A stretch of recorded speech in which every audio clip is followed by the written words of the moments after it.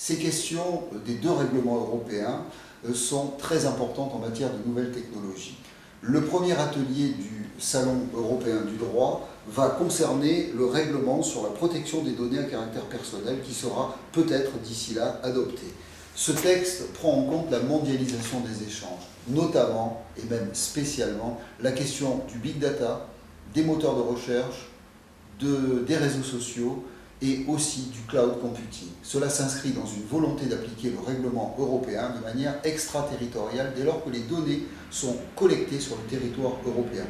Toute une série d'autres questions sont abordées, notamment le renforcement des droits des personnes, la sécurité des données, qui s'inscrit dans un cadre qui s'appelle l'accountability, c'est-à-dire la responsabilisation, la documentation et l'analyse d'impact, notamment l'analyse du risque. Et puis, on va avoir également la notification des violations des données à caractère personnel qui va se généraliser.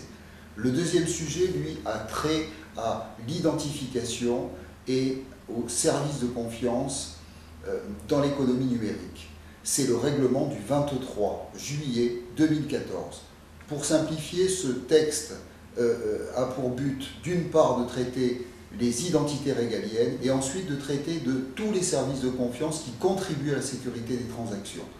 On a donc, dans ce cadre-là, des signatures électroniques, des services de redatage, des services de cachet électronique, des services d'envoi recommandé et puis la notion de prestataire de services de confiance avec un schéma pour l'accréditation, c'est-à-dire la qualification en qualité de prestataire qualifié qui délivre une sorte de service plus, qui bénéficie, en d'autres termes, d'une présomption de fiabilité, et puis qui délivre aussi des services, on va dire, standards, qui ne bénéficient pas de cette présomption de fiabilité. L'intérêt, c'est que tout sera harmonisé au niveau européen, un même texte pour tous les États, applicable à tous les acteurs.